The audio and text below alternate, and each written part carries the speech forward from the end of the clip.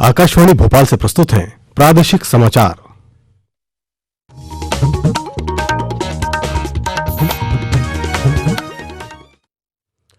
नमस्कार, समाचारों के साथ मैं शरद बाघेला। पहले एक अपील। भारत ने कोविड टीकाकरण अभियान के अंतर्गत 100 करोड़ टीके लगाने का लक्ष्य हासिल कर लिया है। इस महत्वपूर्ण कार्य में योगदान करने वाले चिकित्सकों, नर्सों और अन्य स्वास्थ्य कर्मियों का आकाशवाणी अभिनंदन करता है। इसके साथ ही हम आपको सतर्क भी करना चाहते हैं कि कोविड अभी समाप्त नहीं हुआ है। आप सभी से हमारी अपील है कि यथाशीघ्र दोनों टीके लगवाएं और अन्य लोगों को भी टीके लगवाने के लिए प्रेरित करें। विवाह और अन्य समारोह के दौरान इन 3 आसान उपायों का पालन अवश्य करें। मास्क पहनें, 2 गज की दूरी बनाए रखें, हाथ और चेहरा साफ रखें। कोविड से संबंधित कोई भी जानकारी और मार्गदर्शन के लिए राष्ट्रीय हेल्पलाइन नंबर 011-2397-8046 और 1075 पर संपर्क करें। आइए अब सुनते समाचार विस्तार से। प्रधानमंत्री नरेंद्र मोदी देश में कोविड की स्थिति और टीकाकरण के बारे में आज नई दिल्ली में वर्चुअल माध्यम से केंद्र तथा राज्य सरकारों के उच्चाधिकारियों के साथ बैठक कर रहे हैं। कोविड के नए वेरिएंट ओमिक्रॉन से उत्पन्न स्थिति में ये बैठक बुलाई गई है। कोविड के इस नए वेरिएंट का पता पहली बार दक्षिण अफ्रीका में चला है।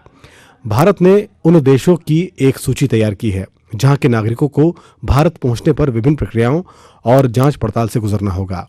इन देशों में इस्राइल, हांगकांग, दक्षिण अफ्रीका, ब्राजील, बांग्लादेश, बोत्सवाना, चीन, मॉरिशस, न्यूजीलैंड, जिम्बाब्वे, सिंगापुर और ब्रिटेन शामिल हैं।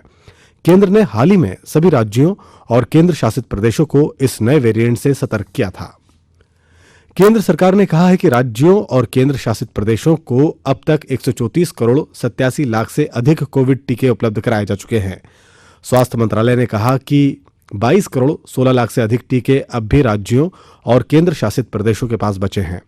राष्ट्रव्यापी टीकाकरण अभियान के तहत केंद्र सरकार राज्यों और केंद्र शासित प्रदेशों को निःशुल्क कोविड टीके उपलब्ध करा रही है। मुख्यमंत्री शिवराज सिंह चौहान आज खंडवा जिले के पंधाना के बड़ौद अहिर ग्राम से जननायक टंटिया मामा की स्मृति में क्रांति सूर्य गौरव यात्रा कलश यात्रा की शुरुआत कर रहे हैं और उन्होंने कुछ ही क्षण पहले हरी झंडी दिखाकर इस यात्रा को रवाना किया। ये कलश यात्रा मालवा और निमाड़ के विभिन्न जनजाति क्षेत्रों से निकलेगी। इसी तरह आज रतलाम जिले के बाजना से भी एक कलश यात्रा निकाली जाएगी।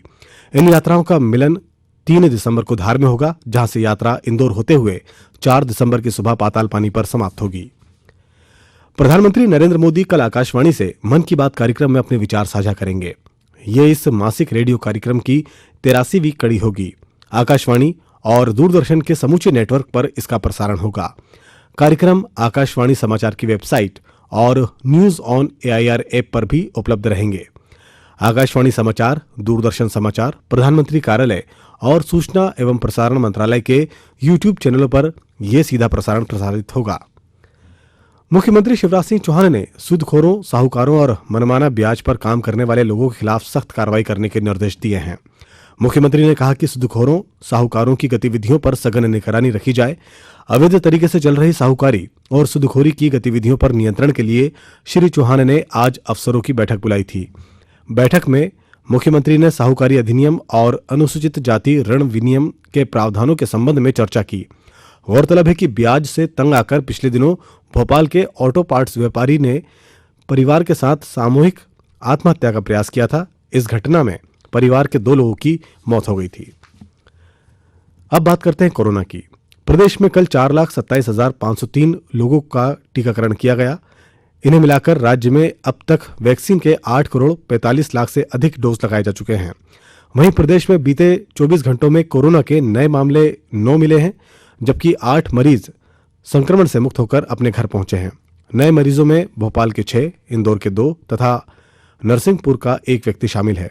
अब राज्य में सक्रिय प्रकरणों की संख्या 103 हो गई है।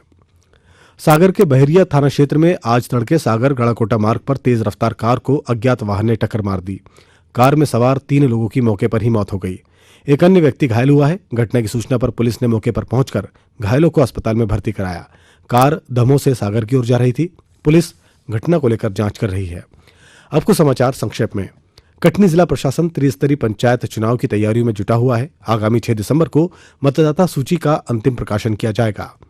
शहडोल जिले में होने वाले त्रिस्तरीय पंचायत चुनाव पुराने परिसीमन के आधार पर होंगे। इसकी वजह से ब्योहारी जनपद पंचायत में 3 नई ग्राम पंचायतें अब विलोपित होकर पूर्व की पंचायतों में जुड़ जाएंगी। आगरमालवा जिले में अपराजिता कार्यक्रम के अंतर्गत किशोरी बालिकाओं को आत्मरक्षा सम्मान सुरक्षा के लिए जूडो कराटे प्रशिक्षण दिया गया। रतलाम जिला प्रशासन और मध्य प्रदेश डे राज्य ग्रामीण आजीविका मिशन द्वारा जनपद पंचायत पिपलोदा में विकासखंड स्तरीय रोजगार मेले का आयोजन किया गया। शिवपुरी में स्वच्छता का संदेश देते हुए एनसीसी कैडेट्स ने इकाइयों के द्वारा जन जागरूकता रैली निकाली, साथ ही शहर को प्लास्टिक फ्री करने का नारा दिया। इस बुलेटिन के अंत में एक अपील, हमेशा ध्यान रखें, मास्क और 2 गज की दूरी, हाथ धोना भी है जरूरी। नमस्कार।